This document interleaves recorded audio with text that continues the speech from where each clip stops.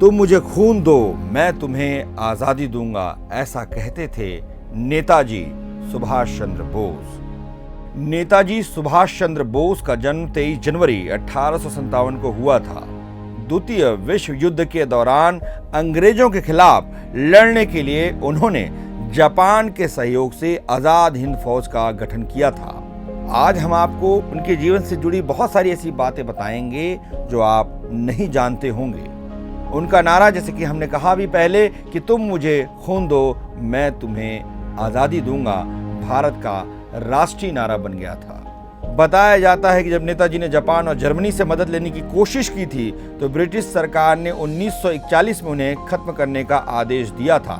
5 जुलाई 1943 को सिंगापुर के town hall के सामने सुप्रीम कमांडर के रूप में नेताजी ने अपनी सेना को संबोधित करते हुए दिल्ली चलो का नारा दिया।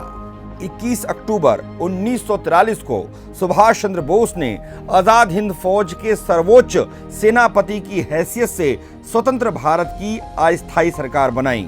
आपको जानकर आश्चर्य होगा कि इस सेना को जर्मनी, जापान, फिलीपीन, कोरिया, चीन, इटली, मंचुको और आयरलैंड ने मान्यता दी थी। 1944 को आजाद हिंद फौज ने अंग्रेजों पर आक्रमण किया और कुछ भारतीय प्रदेशों को अंग्रेजों से मुक्त भी करा लिया। आजादी के लिए कोहिमा का युद्ध 4 अप्रैल 1940 से 22 जून 1944 तक लड़ा गया एक लंबा और बहुत ही भयानक युद्ध था।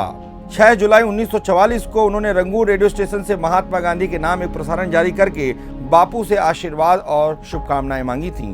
भारत में रहने वाले उनके परिवार के लोगों का आज भी यह मानना है कि सुभाष चंद्र की मौत जो है 1945 में नहीं हुई, उसके बाद वो रूस में नजरबंद थे। नेताजी सुभाष चंद्र बोस का जन्म 23 जनवरी साल 1897 में उड़ीसा के कटक शहर में हुआ। उनके पिता का नाम जानकीनाथ बोस और मां का नाम प्रभावती था। बोस के पिता उन्हें आईएएस बनाना चाहते थे, इसी कारण उन्हें विदेश भी भेजा गया था। बोस ने आईएएस की वरीयता सूची में 4था स्थान प्राप्त करते हुए पास कर लिया था, लेकिन उनके मन में तो भारत की आजादी का सपना था, इसलिए वो आईएएस बनकर अंग्रेजों की गुलामी नहीं करना चाहते थे, इसीलिए उन्होंने त्याग पत्र दे दिया। 22 अप्रैल 1921 को भारत के सचिव रहे उस समय के E.S. मॉन्टेग्यू को उन्होंने अपना त्यागपत्र लिखा था। सुभाष चंद्र बोस 1921 में मानसिक एवं नैतिक विज्ञान में ट्राईपास ऑनर्स की डिग्री के साथ स्वदेश वापस लौटे। हम आपको 26 जनवरी 1931 की घटना याद दिलाना चाहते हैं, जब कलकत्ता में राष्ट्र ध्वज फहराकर सुभाष चंद्र एक विशाल मोर्चे का नेतृत्व कर रहे थे। तभी पुलिस ने उन पर लाठी चलाई और उन्हें घायल कर जेल भेज दिया था। सुभाष चंद्र बोस ने जापान से मदद लेकर भारत को आजाद कराना चाहा, लेकिन जापान विश्व युद्ध में हार गया और सुभाष का सपना अधूरा रह गया। जापान की हार के 3 दिन बाद ही सुभाष चंद्र बोस का प्लेन क्रैश हो गया। सुभाष चंद्र की मौत से शुरू हुआ विवाद आज तक नहीं सुलझ पाया है। बीजेपी नेता सुब्रमण्यम स्वामी अक्सर दावा करते हैं कि सुभाष को स्टालिन ने मंचूरिया में गिरफ्तार कर लिया था और साइबेरिया की जेल में भेज दिया था, जहां 1953 में उनकी मौत हुई थी। आज भी सुभाष चंद्र बोस की मृत्यु को लेकर बहुत सारी बातें होती हैं, उनकी मौत को लेकर बहुत सारी चर्चाएं होती हैं, बहुत सारी थ्योरी दी जाती है।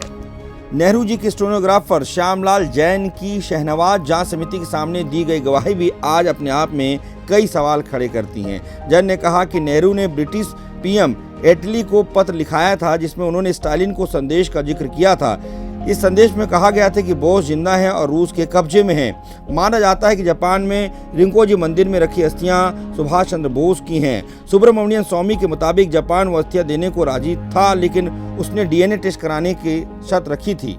जैसा कि हम देखते हैं कि सेना और पुलिस में जय हिंद कर अभिवादन किया जाता है नारा सुभाष चंद्र बोस ने ही दिया था। इसके अलावा उनके द्वारा दिया गया एक नारा बहुत प्रसिद्ध था, जिसकी चर्चा हम पहले भी कर चुके हैं। ऐसे थे हमारे नेताजी यानी सुभाष चंद्र बोस, उन्हें शत शत नमन। अगर आपको हमारा वीडियो अच्छा लगा तो फेसबुक पेज पर लाइक करें और यूट्यूब पर सब्सक्राइब करें।